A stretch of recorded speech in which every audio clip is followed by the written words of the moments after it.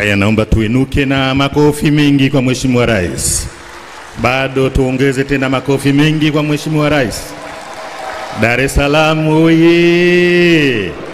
Wazee wetu oye! Tanzania oye! Waheshimiwa, tukae. Nawashukuru sana. Mheshimiwa Balozi Dr. Emmanuel John Nchimbi, Makamu wa Rais wa Jamhuri ya Muungano wa Tanzania, Mheshimiwa Dr. Mwigulu Lameck Nchemba, Waziri Mkuu wa Jamhuri ya Muungano wa Tanzania, Mheshimiwa Spika Hassan Zungu na mbunge wa Ilala ambaye anabeba jiji letu la Dar es Salaam, Waheshimiwa mwenyekiti wa Baraza la Wazee la Dar es Salaam kakaangu Salum Matimbwa na wazee wote wa mkoa wa Dar es Salaam, waheshimiwa mawaziri na manaibu mawaziri mliopo nasi. Kabla ya mawaziri nitambua uwepo wa uongozi wa Chama cha Mapinduzi pamoja na vyama vingine vya siasa kama wapo. Nirudi tena kwa mawaziri na manaibu mawaziri, katibu mkuu kiongozi na viongozi wote wa serikali mliopo, waheshimiwa wakuu wa vyombo vya ulinzi na usalama mkoa wa Dar es Salaam, ndugu wanahabari, wageni waalikwa, mabibi na mabwana, asalamu alaykum. Tumsifu Yesu Kristo. Bwana Yesu asifiwe. Kwanza tuanze na shukrani kwa Mwenyezi Mungu kwa kutujalia leo pata fursa nyingine kuzungumza na wazee wa jiji hili la Dar es Salaam. Lakini la pili ni washukuru sana wazee wa Dar es Salaam. Nilipata taarifa kwamba Baraza la Wazee wa Dar es Salaam wanajiandaa kuwa na kongamano lao na waje na matamko ambayo watatuletea serikalini kuyafanyia kazi. Lakini nikasema ndio jukwaa hilo hilo na mimi nitapenda niwe nao, nizungumze nao na wenyewe wazungumze na mimi. Kwa nawashukuru sana kwa kuandaa jukwaa hili. Asanteni sana. Wazee wangu wa Dar es Salaam, kabla ya tarehe 29 Oktoba mwaka huu, siku ambayo ilikuwa ni siku ya uchaguzi kwa nchi yetu, ilikuwa ukitaja msamiati wa kisiwa cha amani kwa nchi nyingi au maeneo mengi ya ulimwengu, moja kwa moja mtu anapiga Tanzania ni moja katika nchi ambazo ni visiwa vya amani. Sifa hii ndio utambulisho wa nchi yetu hii ya kwanza duniani, pamoja na hulka yetu ya upole na ukarimu. Hiyo ndio inafanya Tanzania. Amani, hulka ya upole na ukarimu. Hiyo ndio sifa yetu kubwa ilikuwa Tanzania. Amani na umoja na utu wetu ndiyo vilitutambulisha siku zote. Hata tukiwa nje, wakiwa wanafunzi wanasoma huko, na tulipokuwa wanafunzi tunasoma huko. Ukijisema Mtanzania ndani ya ukumbi, kuna Mtanzania atakuja kukufuata bila kujali umetoka wapi, dini yako nini, kabila lako gani. Anakuja kukufuata, mnachapa Kiswahili chenu, mnaendelea na udugu unaanza hapo. Hiyo ndio sifa yetu.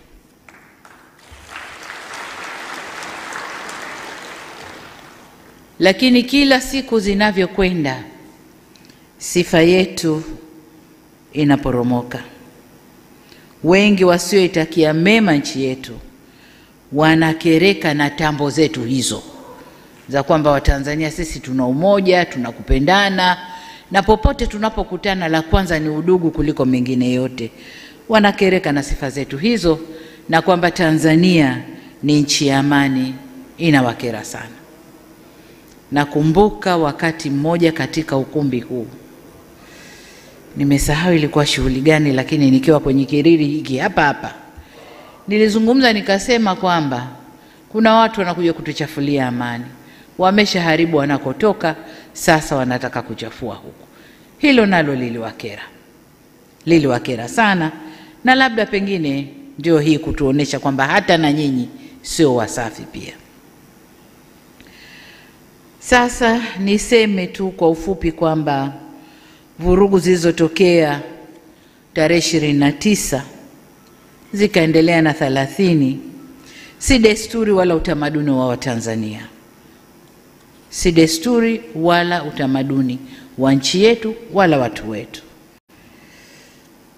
Kila aliyeumia au kupoteza maisha ni Mtanzania mwenzetu mwenye haki sawa na wengine. Hakuna mtu aliye juu ya mwingine. Haki ya kuishi na haki ya kuwa huru ni tunu zetu wote wa Tanzania. Kwa hiyo hakuna sababu ya Watanzania kuumizana na kunyimana uhuru.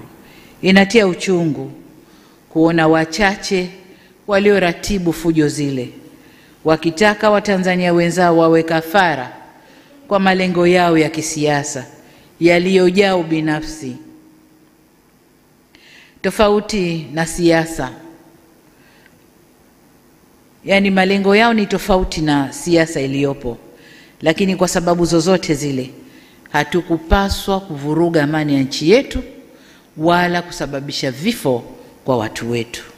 Sasa kwa wale walioondokewa na ndugu zao na watoto wao na jamaa zao, natoa tena pole kwa sote. Si msiba wao peke yao, ni wetu wote, kwani damu ya Watanzania ni damu yetu sote. Tanzania mmoja akiumia tumeumia wote, kuondokewa na Mtanzania mmoja tumeondokewa wote. Kwa hiyo tuwe pole wote. Kama alivyosema kakaangu Salum Matimbwa hapa kwamba katika kipindi hiki ambacho mmeniamini kuongoza nchi, nimeshazungumza na wazee mara 2. Mara ya kwanza niliongea na wazee wa Dar es Salaam mwanzo, nadhani ilikuwa mwaka 2021 mwisho au 22. Lakini mara ya pili niliongea na wazee wote wa Tanzania, wawakilishi wao pale Dodoma muda mfupi kabla uchaguzi. Leo ni mara yangu ya 3 na ya kwanza katika muhula wa pili wa awamu ya 6. Nimeona niongee nanyi kutokana na naliyotokea katika nchi yetu. Kwa nikaona vyema kuendeleza utamaduni wa viongozi wetu waliotutangulia kwamba yakitokea mambo makubwa ndani ya nchi hupita na kuongea na wazee. Kwa nami nataka niendeleze utamaduni huo kwa kupitia wazee wa Dar es Salaam, nizungumze na taifa. Na hii ni kutokana na upekee wa jiji la Dar es Salaam. Dar es Salaam kama lango kuu la kuunganisha Tanzania na nchi nyingine tunazopakana nazo, lakini hata Afrika kati na kusini ni rahisi kufikiwa kwa kupitia Dar es Salaam. Lakini vile vile nimekuja kuzungumza nanyi kama Rais wa Jamhuri ya Muungano wa Tanzania, vile vile nikiwa mdogo wenu, wengine dada yenu, vyeo vyovyote vile nimeona nije nizungumze naye. Na wengine ni mwanafunzi wenu. Kuna walimu wangu kati ya wazee hapa, walimu wetu kwenye serikali walivyokuwa wakiongoza nasi tumefuata, walimu kwenye maeneo mbalimbali. Kwa hiyo mlioyafanya nasi tumefuata hatua zenu. Lengo ni kusikia ushauri wenu, lakini pia mnisikie nami. Ndugu zangu wazee wa Dar es Salaam, baada ya kuapishwa nimezungumza na wananchi. Hii ni mara yangu ya 4. Nimezungumza kupitia hotuba ya siku ya kuapishwa. Nimezungumza kupitia hotuba yangu bungeni. Nimezungumza kupitia siku ya kuapisha mawaziri wa serikali hii, lakini pia nilizungumza siku ya kuzindua tume niliyounda kufanya uchunguzi wa haya yaliyotokea. Hotuba zote hizo haziwezi kuondoa wala kukwepa umuhimu wa kuzungumza nanyi wazee wa Dar es Salaam, na ndio maana niko hapa leo.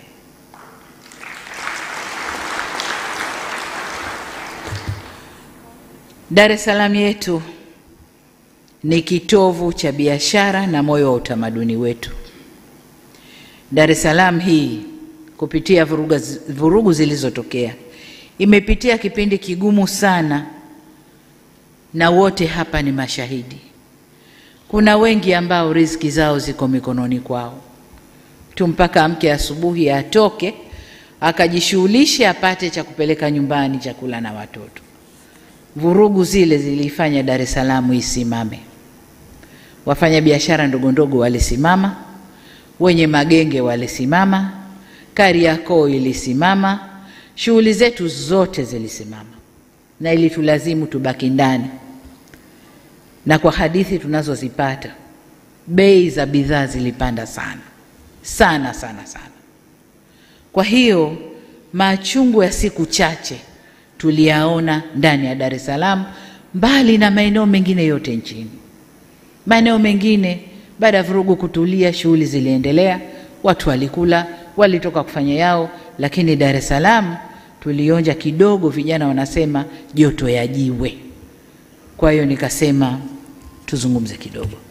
Kwa muktadha huu nawiwa kuzungumza nanyi kwa kuwa natambua takriban 10% ya Watanzania wote wanaishi hapa Dar es Salaam. Dar es Salaam ni jiji la watu takriban milioni 6, na hiyo ni idadi kubwa ya watu kuishi kwenye jiji moja, na ndio inaonyesha umuhimu wa jiji hili kwa nchi yetu Tanzania. Dar es Salaam inachangia takriban 17% ya pato la taifa, na asilimia kubwa ya biashara inafanyika hapa ndani ya jiji hili la Dar es Salaam. Isitoshe, Dar es Salaam ndio jiji la kibiashara na taswira ya nchi yetu nje, kwa hiyo ina umuhimu wa pekee yake. Ikiunguzwa Dar es Salaam, Tanzania yote imeungua, sababu Dar es Salaam ndiyo Tanzania. Hakuna kabila lolote ambalo haliko hapa Dar es Salaam. Watu wa mikoa yote ya nchi hii wako hapa Dar es Salaam. Watu wa dini zote wako hapa Dar es Salaam. Kwa hiyo Dar es Salaam ndiyo Tanzania. Ikidhurika, ikipata madhara Dar es Salaam, Tanzania hii ndio inabeba sura au taswira ya nchi yetu. Chochote kitakachoripotiwa vibaya Dar es Salaam kinachukuliwa Tanzania, ndio yuko katika hali hiyo. Kwa hiyo kuna kila umuhimu wa kuzungumza nanyi wazee wa Dar es Salaam.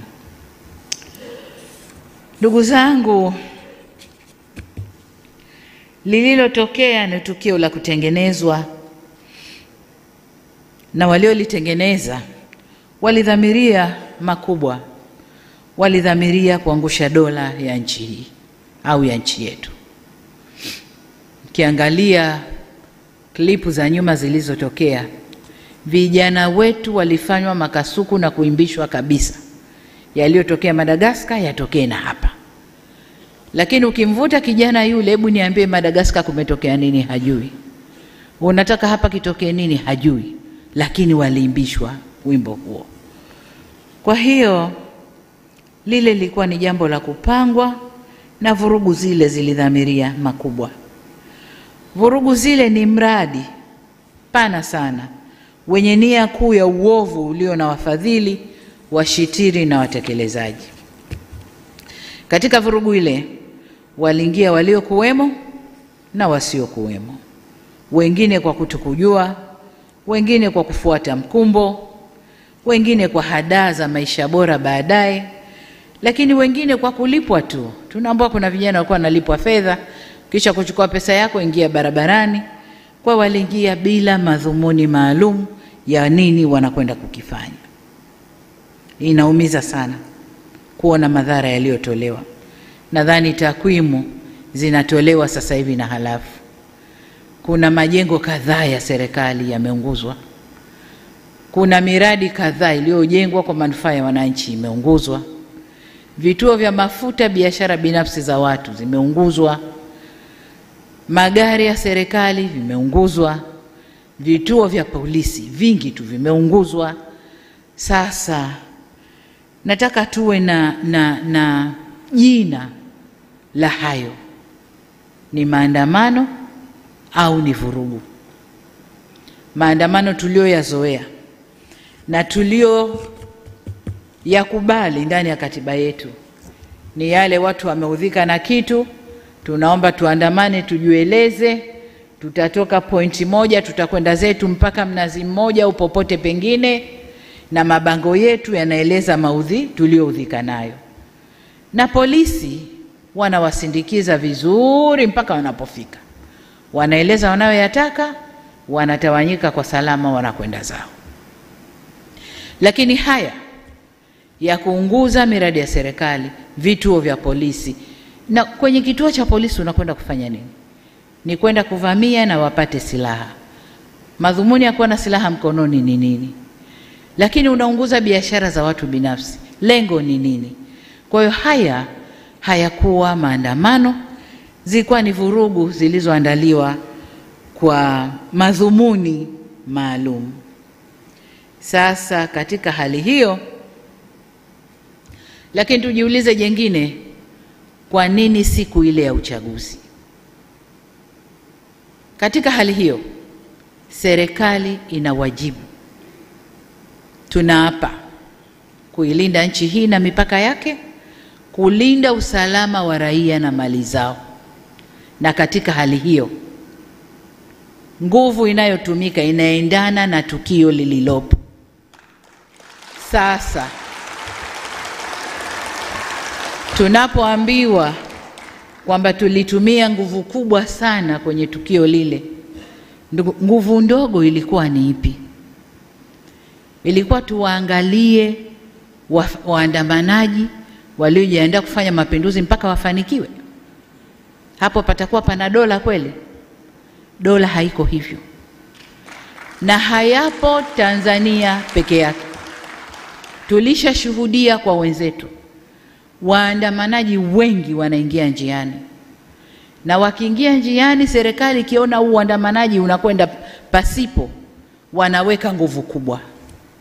Wanaweka nguvu kubwa. Yameshafanyika kwenye mataifa huko na tumeyaona. Sasa wanaporudi kutulaumu mlitumia nguvu kubwa, wao walitaka nini? Tujiulize, je, hao ndio wafadhili wa kile kilichofanyika? Walitaka tuangalie ile mobu mpaka ifanikiwe walichowapa fedha, walichowatuma? Hapana. Tuliapa kulinda nchi hii na mipaka yake, usalama wa raia na mali zao. Kwa hiyo katika kufanya hivyo, kama wanavyofanya wao, na sisi tutafanya vile vile kuilinda nchi.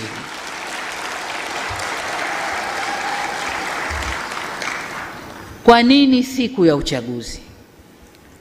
Siku ya uchaguzi kwa sababu walishajua kuna ushindi mkubwa wa Chama cha Mapinduzi. Kuna ushindi mkubwa wa Chama cha Mapinduzi.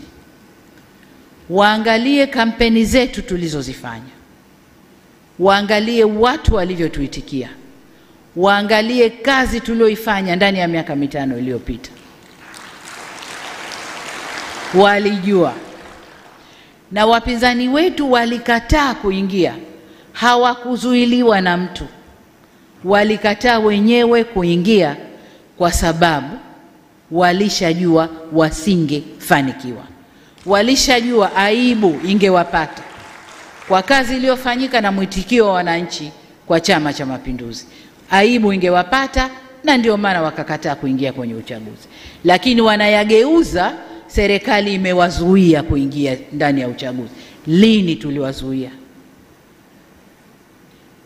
Na yafafanua haya, ndugu zangu wazee wa Dar es Salaam, muijue hali halisi.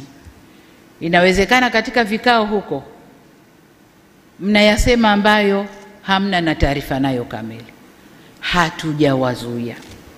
Na katika taarifa zinazotolewa na waliokuwa huko lakini wakaamua kurudi kwamba hawaridhishwi na yanayotokea, wanatuambia walikaa vikao na wakaamua tusiingie, tutakwenda kupata aibu. Lakini kwa kuficha aibu ambayo wangeipata, wamezusha hili lililotokea. Kwa nini siku ya uchaguzi? Haki gani inadaiwa siku ya uchaguzi? Kama kuna haki yoyote inadaiwa, hakuna siku nyingine. Hakuna njia nyingine ya kudai hiyo haki mpaka yafanywe yale yaliyofanywa. Ni maswali ya kujiuliza. Lakini katika hili tunaambiwa kuna waratibu ambao wanaishi nje ya nchi. Wengine tunawajua, wengine hatuwajui. Tunaendelea kujifunza na kuwatafuta, tuwajue tu ni kina nani. Sasa hebu watu wote hapa chini ya miaka 50 wasimame. Watu chini ya miaka 50 wasimame. Aha. Kwa hiyo wengi waliosimama hapa naona ni mawaziri wangu, wengi chini ya miaka 50. Haya, kaeni. Viongozi wa dini wachache na vijana wa jiji la Dar es Salaam na wafanyakazi wa serikali wachache. Sasa hili jambo lina waratibu kutoka nje. Lakini kwa nini waratibu kutoka nje? Wale waratibu wa Tanzania tunaowajua, wale ni shida za maisha. Ni shida za maisha. Akisukuma maandamano, umbea na nini kuhusu Tanzania, Watanzania wale vijana ambao wanadai ugumu wa maisha wanatumia fedha zao kununua bando, kuwaangalia na kuwasoma amesukuma nini. Lakini yeye ukisoma, yeye kule anatiliwa fedha. Kwa hiyo kimoja kinachowasukuma ni shida ya maisha. Kule waliko hawako sawa, kuna shida ya maisha. Sasa kuna wale ambao pia hawana shida ya maisha, wako pazuri, wanalipwa na hao wanaotaka hayo yatokee, lakini wamekosa uzalendo tu. Wamekosa uzalendo tu. Na ukiwatizama vizuri si wa Tanzania kamili.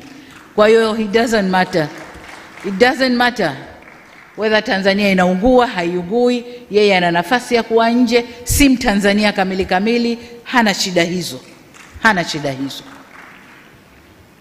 Kwa hiyo hili jambo lilipangwa kwa uratibu mzuri, lakini hebu tuangalie sasa wale waliolipanga na kudai wana madai kwenye hili. Nianze na wenzetu wa vyama vya upinzani. Kama nilivyosema kwamba hawa watu waliishiwa nguvu. Maneno ya vijana waliishiwa power na waliona kabisa mbele kwao sio kuzuri. Na kuingia kwenda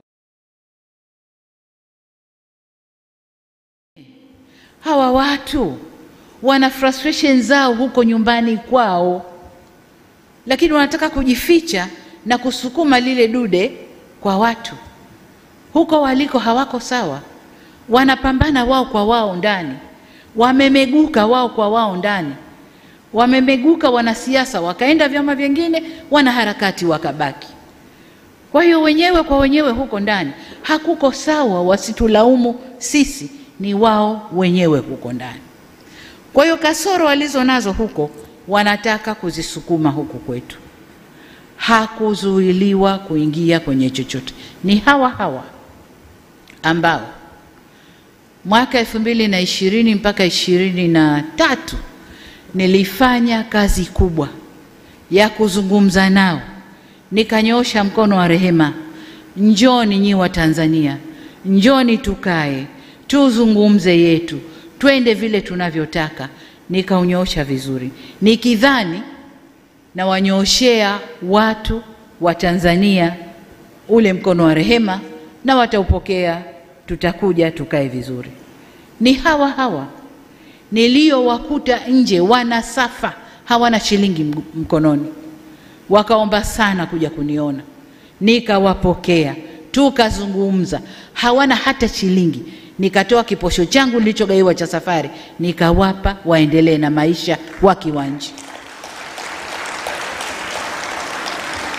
Ni hawa walionambia sawa tutarudi, lakini tuna kesi Nikawaambia kesi nitazifuta, njoni tukae tuzungumze, tujenge nchi. Na wamekuja, baadhi yao wamekuja mikono mitupu, hawana kitu. Tukatoa fedha zetu kuwapa waanzie maisha hapa Tanzania.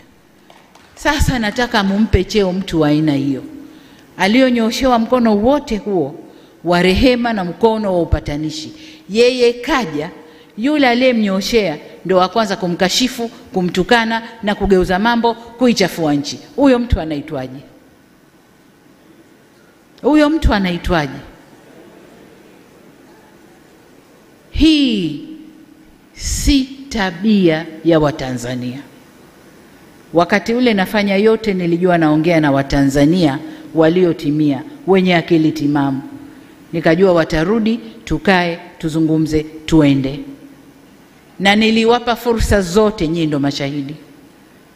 Niliwafungulia, walitaka kufanya maandamano, wakafanya maandamano, tukawasindikiza mpaka walipofika, wakasema yao, wakatawanyika. Yale ndo maandamano ambayo yameruhusiwa kikatiba, na ukiomba polisi atakwambia nenda kaandamane, tuambie ni ruti, tuwalinde mpaka mfike seme yenu. Yale ndo maandamano. Haya yaliyofanyika si maandamano. Ni hawa niliowapa fursa ya kufanya shughuli zao za kisiasa. Sasa siasa si kutukanana, siasa si kubezana, si kuharibu nchi. Hiyo sio siasa. Wazee wetu wa zamani, ukiwa na harakatizo, wanasema huyu hajui siasa, huyu hafanyi mambo yake kwa siasa. Ina maana siasa maana yake ni usalama, siasa maana yake ni uungwana. Hiyo ndiyo maana ya siasa. Sasa kama mtu unampa ruhusa afanye siasa za kisiasa, anakwenda kufanya siasa anazozijua yeye za kuvuruga nchi, hiyo sio siasa. Hiyo sio siasa. Kwa hiyo ndugu zangu, niseme kwamba madai yoyote waliokuwa nayo chama hiki cha siasa au vyama hivi vya siasa, hawakupaswa kutumia njia ile kudai kwamba sasa tukae na kwa masharti tuzungumze ili na wenyewe warudi kwenye terms. Hapana, haikuwa hivyo. Lakini kundi la pili, tuangalie vijana. Vijana wetu hawa wameingizwa njiani, wakaimbishwa wimbo wasioujua. Wanadai haki. Haki gani? Hebu avutwe tu kijana pembeni, wewe uliingia unadai haki. Hivi ni haki gani? Na hiyo haki hawakuweza kuidai kwa njia nyingine mpaka waingie njiani, wakafanye vurugu, walipwe, wakachome vituo, walipwe, wakafanye vurugu walizozifanya. Hiyo ni haki gani? Lakini jengine wanalobebeshwa, wameingia njiani eti kwa ugumu wa maisha. Astaghfirullah. Turudi kwa Mungu tustaghfiru. Ningekuwa na uwezo, ningebeba vijana wa Tanzania nikawatupa kwenye nchi tofauti tu hapa Afrika pamoja na majirani zetu, wakaone ugumu wa maisha uliokuwepo, alafu waseme kwamba kwao Tanzania ni pahala pema. Hawana sababu, hawana. Ugumu wa maisha kwa raha zako kabisa. Mwenye ugumu wa maisha kweli kwa raha zake kabisa ataingia njiani akaimbe oyoyoyo, huo ugumu wa maisha. Mwenye ugumu wa maisha ana struggle, anahangaika kutafuta chakula chake cha leo. Na wengi walikuwa kwenye kazi zao, wale wana ugumu wa maisha. Wengine hawakuwa na ugumu wa maisha, walikuwa wana sababu zao wenyewe. Kwa wale watafiti wafanye utafiti ndani ya Afrika Mashariki na nje, labda kusini mwa Afrika, waangalie nafasi ya Tanzania kwenye ugumu wa maisha. Wende wakaangalie. Kwa vijana wetu wasimezeshwe tu na wenyewe wakameza, hapana. Lakini kwa nini yote yanatokea haya? Tumejifunza kwamba vijana wetu tumewaacha wanakuwa wenyewe. Wanakuwa hawana mwelekeo. Wanakuwa hawana watu wa kuwaongoza vizuri na kwa maana hiyo hawana elimu ya uzalendo. Hayo ndio tuliojifunza. Vijana wazalendo hata kutoka vyama vya upinzani hawakukubaliana na hali ile. Walikuja kutuambia, jamani, kaeni vizuri, kuna hili linapangwa huku. Wale ni vijana wazalendo kutoka vyama vya upinzani.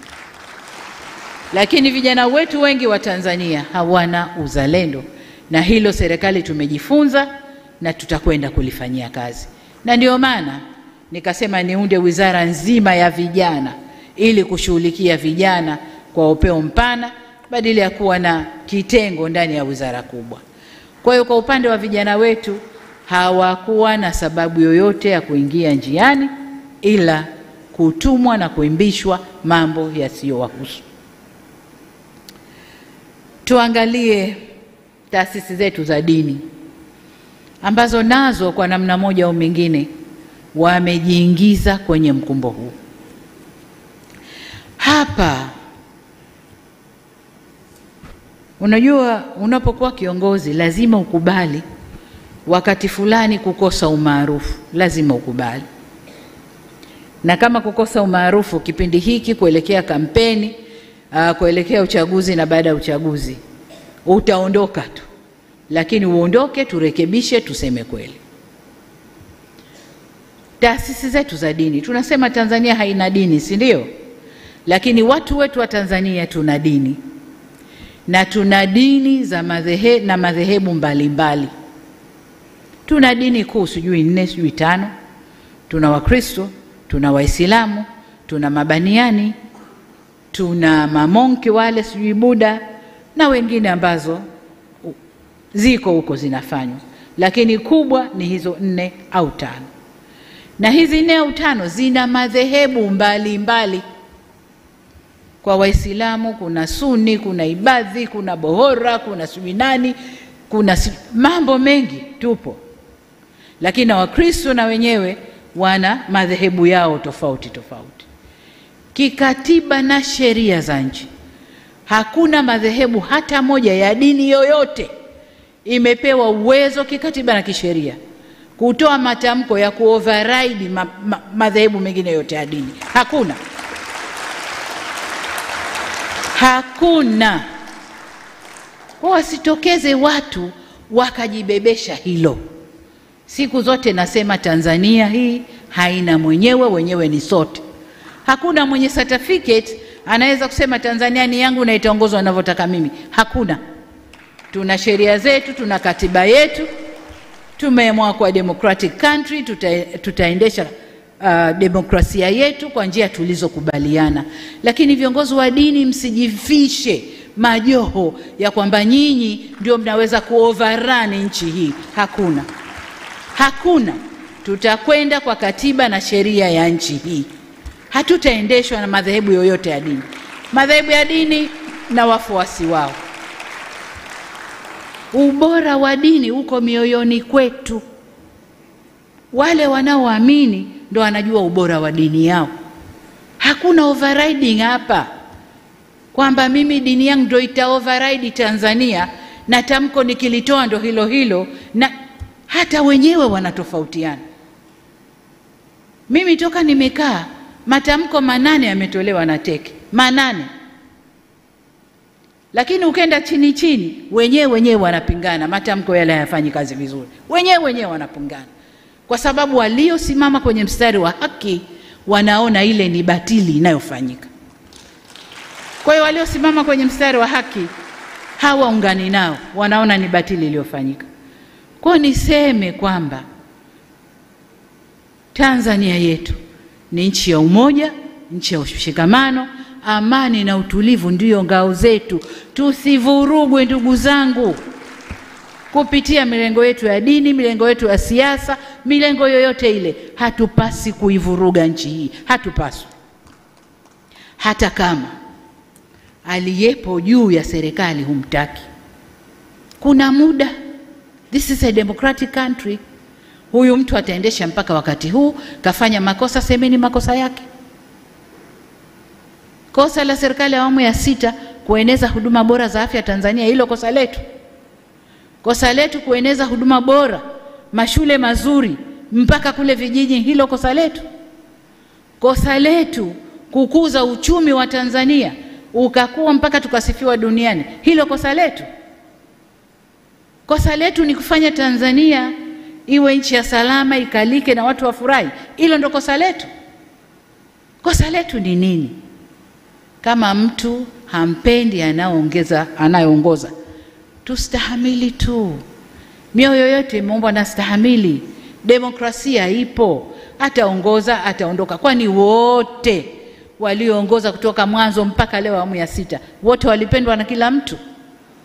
Nchi ilivurugwa. Sasa kama humpendi Samia, hakuna sababu ya kuvuruga nchi. Kama humpendi kwa alivyo, humpendi kwa dini yake, humpendi kwa alikotoka, hakuna sababu ya kuvuruga nchi. Katiba yetu, sheria zetu zipo. Nchi hii inaongozwa kwa katiba na sheria zetu. Hakuna sababu ya kuvuruga nchi, ndugu zangu. Kwa hiyo niwaombe sana, zile sumu zinazotiwa huko, mnapotiwa sumu tumieni akili zenu. Najua hakuna eneo baya la kumpata mtu kama dini. Unapomkamata mtu kwenye dini na ukamlisha ubaya wa mtu kwenye dini, unajenga chuki ya ndani ya moyo kuliko wanasiasa. Wanasiasa wakimharibu mtu, wanamharibu mtu kichwani. Kichwa hakiweki. Akija mwingine na zuri, ile baya litaondoka, zuri litaingia. Lakini ndani ya moyo likiingia, limeingia. Kwa viongozi wetu wa dini, kaeni kwenye mstari wenu. Dini zetu zote zinasema kila mamlaka imeletwa na Mungu. Kila mamlaka imeletwa na Mungu. Iwe kwenye mamlaka kuna mwanamke, iwe kwenye mamlaka kuna mwanamume, kila mamlaka imeletwa na Mungu. Na sababu ya Mungu kuleta mamlaka hayo, hakuna anojua duniani. Hakuna. Mungu peke yake ndo alikuwa anajua. Kwa nini Samia leo yuko hapa? Kwa hiyo niwaombe sana viongozi wa dini, tuvae majoho. Yale majoho yetu yaoneshe sura halisi. Hakuna kitabu chochote cha dini kimesema tutazitumia dini zetu kuvuruga nchi zetu. Hakuna. Ni utashi binafsi wa watu kwa ubaya wa nafsi zao. Kwa msivae majoho ya dini mkatengeneza utashi wenu binafsi kwa kupitia vivuli vya dini. Niwaombe sana viongozi wa dini, tusimame, tusivuruge nchi yetu. Tusivuruge nchi yetu.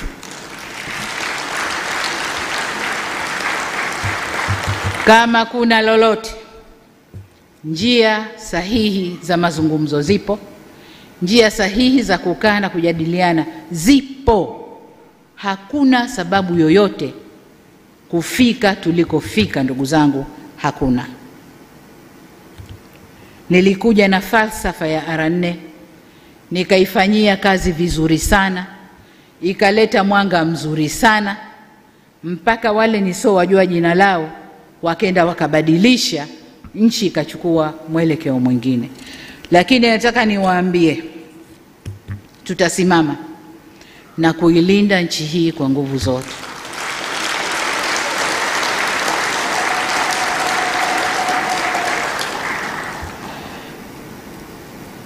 Nasema yaliyopita si ndwele, tugange yajayo. Kama madai ya wenzetu ni katiba, hakuna aliyekataa kurekebisha katiba ya nchi hii. Hakuna.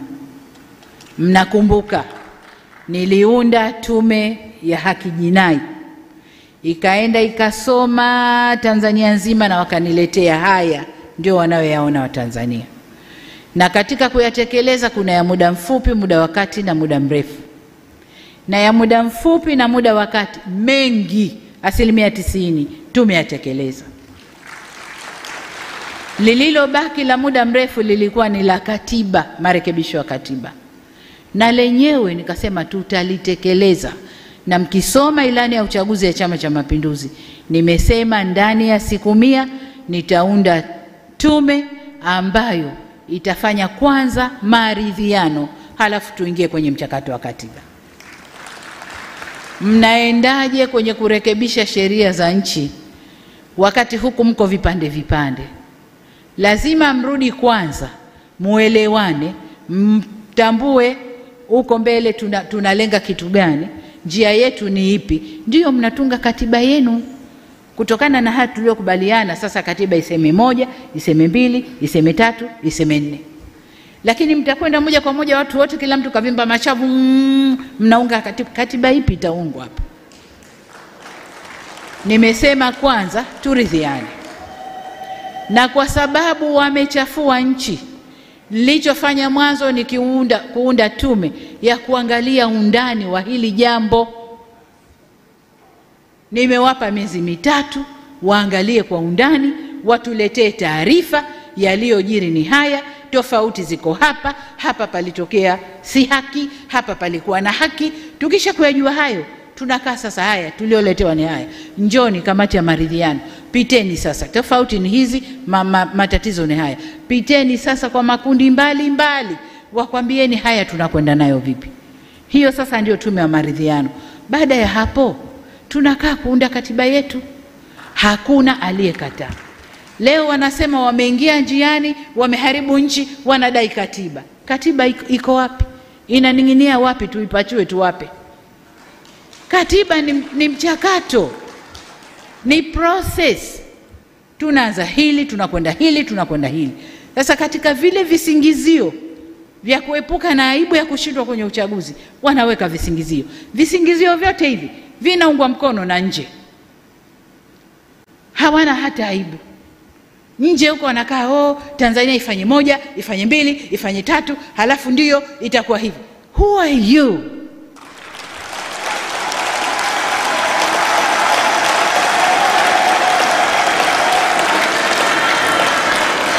Niwaulize ndugu zangu, niwaulize, kwao hayatokei? Kwao hayatokei? Tumenyanyua sauti sisi kusema ya kwao? Wanadhania bado wao ni masters wetu, ni wakoloni kwetu. Kitu gani? Ni fedha chache wanayotugaia. Ni fedha chache wanayotugaia. Na fedha yenyewe sasa hivi haipo. Tunafanya biashara, wao wapate na sisi tupate. Ndipo tunaposimamia. Nataka niwaambie,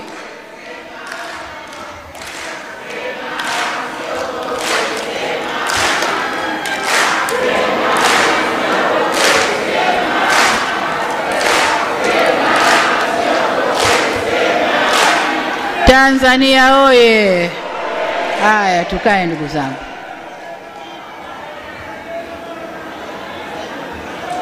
Nataka niwaambie ndugu zangu wa Tanzania,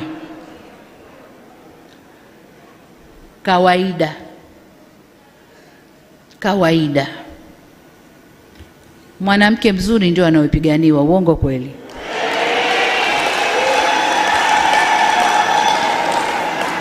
Utakuta watu wanafokeana, wanapigana, wana nini, ukicheki majana dume 2 3 yanapigana, katikati kuna mwanamke mzuri. Sasa nchi yetu hii, alhamdulillah, Mungu katumba vizuri. Katuumba vizuri sana. Katuweka pahali pazuri sana. Kama ninavyowaambia, Tanzania ni lango la kuingia Afrika. Tanzania inaweza ikatumika vizuri sana kibiashara. Inaweza ikatumika vizuri sana kisiasa za dunia. Inaweza ikatumika. Tatizo ni siasa tulionayo. Siasa ya kutofungamana kwa upande wowote. Kwa hiyo wengine wanakuja mlango huu, kueni na sisi, wengine wanakuja huu. Lakini pia mali Mungu alizotumba nazo, madini. Tanzania sisi tuna bahari, ambayo kwa kupitia bahari unaweza kwenda kokote ulimwenguni. Tanzania tuna maziwa makubwa, ambao kwa kutumia hayo unaweza kufanya biashara yoyote na nchi jirani hapa, na ukasafirisha vyovyote vile kwenda nchi jirani. Tanzania tuna ardhi nzuri ya kilimo, na ndio maana tunajitosheleza kwa chakula kwa 128%. tunakula na tunauza. Kubwa zaidi, serikali tumejua kwamba kilimo ndio kila kitu chetu. Kwa tunatoa ruzuku kwa wakulima wazalishe zaidi mazao ya chakula na ya biashara. Tanzania sisi tuna hayo madini ambao sasa kuna madini yanaitwa madini adimu duniani. Ndio dunia yote imetoa macho hapo. Pamoja na kwamba yapo kwengine duniani, lakini Tanzania ni moja kati ya nchi ambazo hayo madini yapo na watu wanayatolea macho. Kwa hiyo tunapigwa, tunalembewa mawe kwa vile Mungu alivyotuumba. Sasa nataka niwaambie, maumbile yetu na utajiri wetu isiwe lana tukauana sisi kwa kuchawishiwa na wanaotolea macho nchi yetu. Hapana. Mjenga nchi ni mwananchi. Huu ni wakati wa Watanzania kushikana, ndugu zangu, na kujua kwamba yaliyoumbwa na Mungu hapa kwetu ni yetu. Ni yetu. Na haya Mungu alitupa makusudi kuinyanyua nchi yetu. Kuinyanyua nchi yetu. Nyuma hatukuwa tunapigwa mawe sana. Tuko tunahesabika tu ni nchi maskini inayoendelea polepole na nini, lakini tulivyofungua utajiri, tukatumia rasilimali zetu kwa utalii, tukatumia madini yetu kibiashara, tukatumia bahari yetu na maziwa yetu kujenga uchumi wetu. Hili sasa ndilo linaloumiza watu huko ulimwenguni. Kwa hiyo huu si wakati wa kukaa tukanyosheana kidole sisi kwa sisi Tanzania.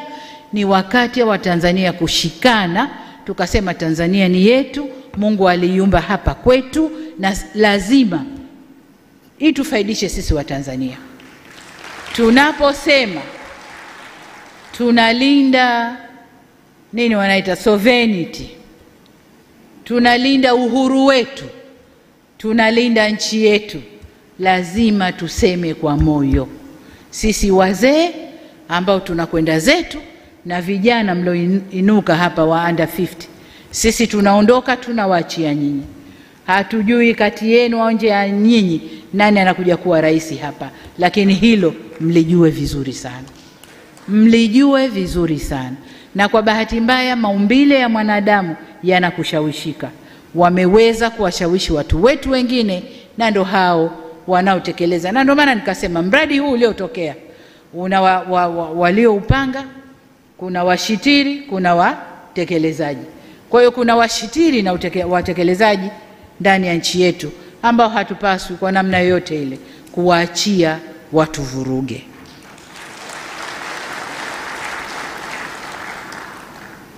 Ndugu zangu, nilisema aliyopita si ndwele, tugange yajayo. Lililopita limepita. Kwa maneno tunasikia liko jengine linapangwa, kini inshallah Mola hatosimama nao, litapeperuka. Lakini nataka niseme, nilimsikia mmoja katika waandaji wa nje anasema hebu tarehe 9 liakhirisheni, nendeni subirini Christmas, kwa sababu sasa hivi wamejipanga. Nataka niwaambie wakati wowote wakija tumejipanga.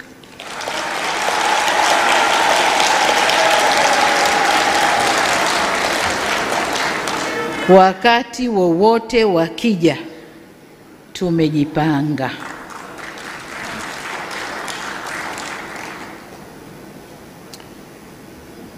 Kwa ujumla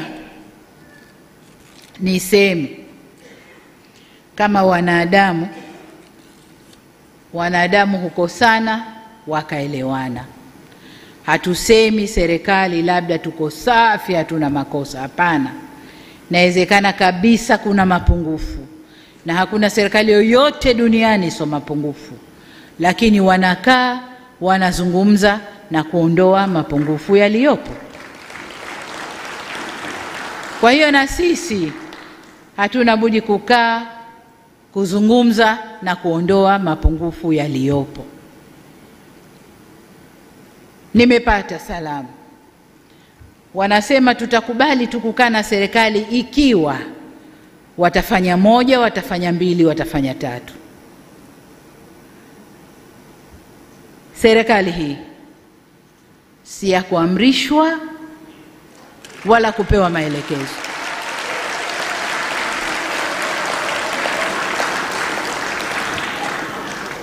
Tumewataka wenzetu tuzungumze, waje kwenye meza tuzungumze. Na nimepata salamu za wengine wanaowapa nguvu. Hakuna mazungumzo mpaka mumwachie huyu, mufanye hili, mufanye hili.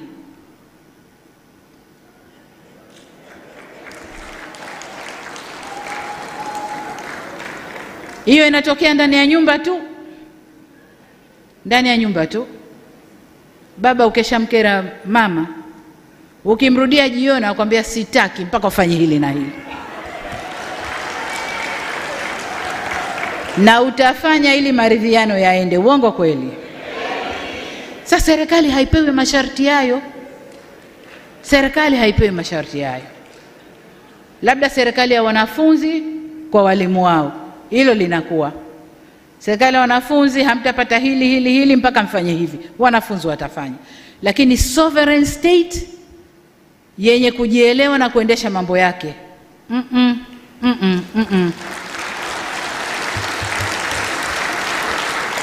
Kama ni Watanzania wa kweli na wanaumwa na Watanzania kama wanavyosema.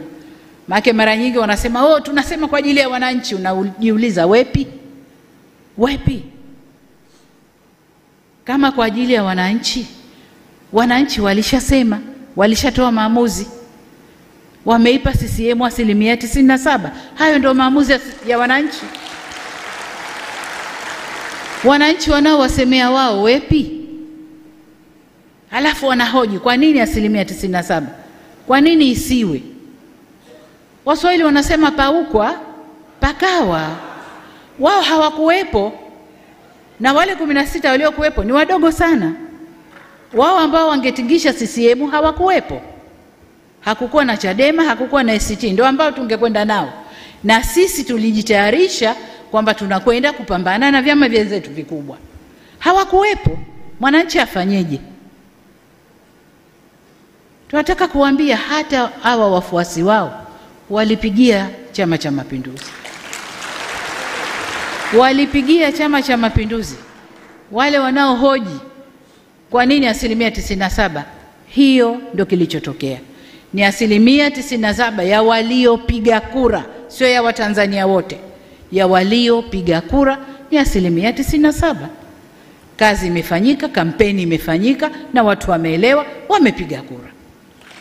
Na Mungu ni mkubwa kwamba lile balaa lao walilianza saa 5 sijui 6, watu walishajipeleka mapema asubuhi. Wakapiga kura wakaondoka. Mungu ni mkubwa. Hasa kwenye miji, hawakufanya kote, hasa kwenye miji. Kwa hiyo ndugu zangu, sisi ni Watanzania. Tanzania itajengwa na Watanzania. Jeraha limetokea, lazima sisi Watanzania tutibu jeraha letu. Na hili sio la kwanza. Tulipata jeraha kama hili 2001. Ni Watanzania sisi tukatibu jeraha letu. Jeraha hili halitatibiwa na nje. Nje tutawekewa masharti, tutafutiwa misaada, sijui tutawekewa nini gani, lakini watakao tibu jeraha hili ni sisi Watanzania. Niwaombe tukae kwenye majukwaa yetu. Wazee mna majukwaa yenu, na kwenye majukwaa yenu mna dini mbalimbali, mna makabila mbalimbali, mna vyama mbalimbali, lakini wote wazee wako kwenye majukwaa yenu. Kaeni mzungumze. Kaeni mzungumze, vijana wetu wasitumike walivyotumika. Unaporudi leo mzee na kulia kijana wako kaumizwa mguu, kijana wako kwa bahati mbaya alikufa, ulishindwa nini kumzuia asitoke? Ulishindwa nini kumwambia maneno ya hakima asiende? Tukawaachia. Sisi ndio wazee wa nchi hii. Tukae tuzungumze na vijana wetu kwenye mabaraza yetu na kwenye majukwaa mbalimbali. Viongozi wa dini, kama kweli vizimba vile tunavyoingia msikitini, Allahu akbar, Allahu akbar, na madhabahu yale tunayoyatumia, kama kweli tunayatumia kwa moyo na kumsabili Mungu, twendeni tukamsabili Mungu. Tuacheni huu uchochezi unaotokea, tuacheni, tusende kumtania Mungu. Huku ni kumtania Mungu, kuchukua utashi wako binafsi wa nafsi yako ukauingiza ukauvisha majoho ya dini. Hapana, huku ni kumtania Mungu, ni kumtania Mungu. Tuacheni kumtania Mungu. Ndugu zangu, nimesema kazi yetu sasa ni kuziba jeraha, na hapa nataka nizungumze na watoto wangu pia wanaoangalia mbele, vijana wangu hawa na wengine walio nje wanaoangalia mbele. 2030 safari hiyo isiende kutuvurugia nchi yetu. Nilizungumza na mawaziri wangu nikawaambia, na muangalia mmoja mmoja, una interest ya huko, kaa nje kafanye huko, usifanye ukiwa ndani ya serikali yangu. Nimekuweka hapo ukatumikie wananchi. Interest yako ya huko mbele, twende utaikuta huko mbele. Mungu ndio anajua nani kiongozi wetu baadaye, ni Mungu peke yake ndio anajua. Kwa unaweza ukajipanga, unaweza ukawa na mikakati, unaweza usiwe. Kwani wangapi waliomba na wakapanga na wakawa na mikakati? Walikuwa na nguvu zote mpaka za kifedha, walikuwa. Mungu ndiye anajua nani uko mbele ndio kiongozi wetu. Kwa ile safari ya 2030 isiende kutuharibia nchi. Ndugu zangu, mengine yaliyosemwa na wazee hapa nimeyapokea. Waziri wao yupo ambaye atashughulikia shida zao.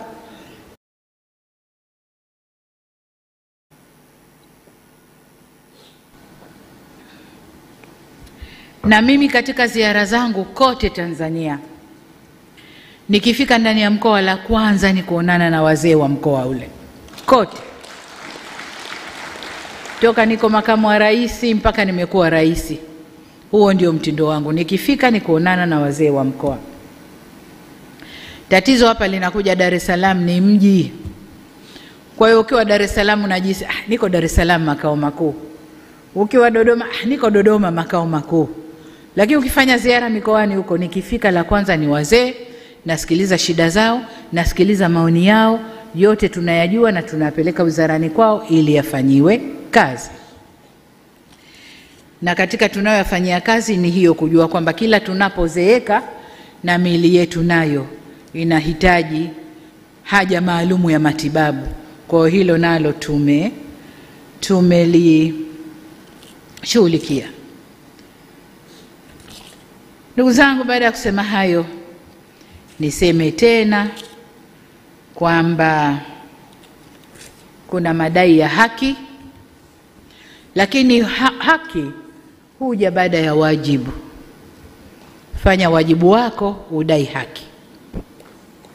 Lakini pia katika kudai haki tumekubaliana njia za kudai haki.